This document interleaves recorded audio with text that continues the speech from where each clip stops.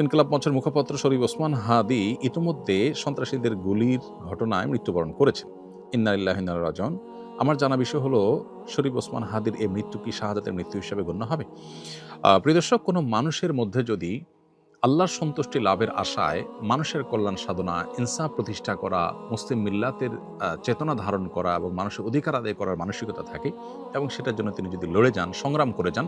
এমত অবস্থা যদি তার এই চেতনার কারণে তিনি আক্রমণের শিকার হন এবং মারা যান, সন্দেহাতীতভাবে তিনি শাহাদাতের মর্যাদা লাভ করবেন ইনশাআল্লাহ তাআলা। ইমানদারের মধ্যে যদি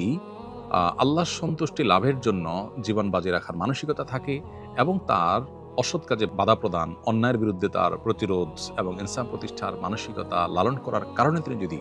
আক্রমণের শিকার হন,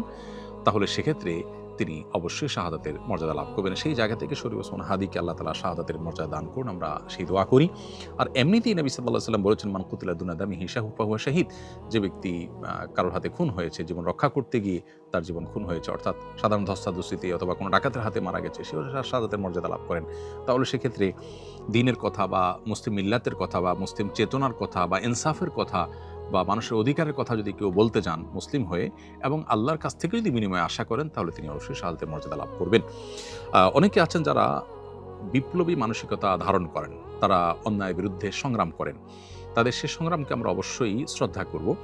কিন্তু তার মধ্যে যদি আল্লাহর প্রতি বিশ্বাস না থাকে, অথবা তিনি যদি এই সংগ্রামটা করেন তার মানবিক চেতনা থেকে শুধুমাত্র, এর জন্য তিনি আল্লাহর কাছ থেকে কোনো বিনিময় আশা করেন না, আল্লাহর সন্তুষ্টি লাভের আশায় করেন না, কোরআন হাদিসের নির্দেশনার কারণে করেন না, তাহলে সেক্ষেত্রে তার এই আত্মত্যাগটা শাহাদাত হিসাবে বিবেচিত হবে না।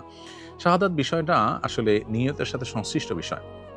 কেউ যদি আল্লাহর সন্তুষ্টির আশায় জীবন বাজি রাখেন, যা করেন তা আল্লাহকে খুশি করার জন্য করেন, তার জীবন মরণ আল্লাহর উদ্দেশ্যে যিনি উৎসর্গ করার জন্য প্রস্তুত থাকেন, তাহলে সেক্ষেত্রে তিনি শাহাদাতের মর্যাদা লাভ করেন। আমরা দোয়া করি শরীফ ওসমান হাদির সমস্ত ভুল ত্রুটি মাফ করে আল্লাহ তাআলা তাকে শাহাদাতের সর্বোচ্চ মাকাম দান করেন এবং তার সুখ সন্তপ্ত পরিবারকে সান্ত্বনা সইবার শক্তি নসিব করেন এবং সেই সাথে এখান থেকে অনুপ্রাণিত হয়ে আমাদেরকে আল্লাহর সন্তুষ্টির লাভের আশায় জীবন বাজি রাখার মানসিকতা আমাদেরকে ধারণ করার তৌফিক দান করুন। বস্তুবাদের এই পৃথিবীতে আমরা বেশিরভাগ মানুষ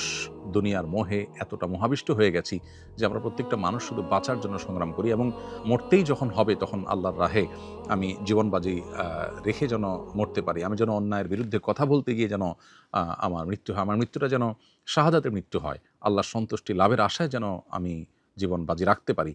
সেই চিন্তা, সেই চেতনা আমাদের প্রত্যেকটা মানুষের মধ্যে থাকা দরকার, এজ এ ইমানদার আমাদের মধ্যে থাকা দরকার। আল্লাহ রাব্বুল আলামিন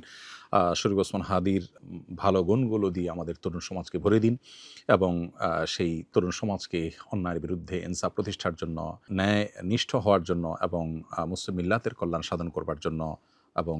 আল্লাহর সন্তুষ্টির উদ্দেশ্যে মানবতার কল্যাণ সাধন করবার জন্য সবাইকে দুনিয়ার লোভ মোহের ঊর্ধ্বে উঠে আল্লাহর উদ্দেশ্যে নিজের জীবনকে উৎসর্গ করার এবং নজরানা পেশ করার তৌফিক আমাদেরকে দান করুন।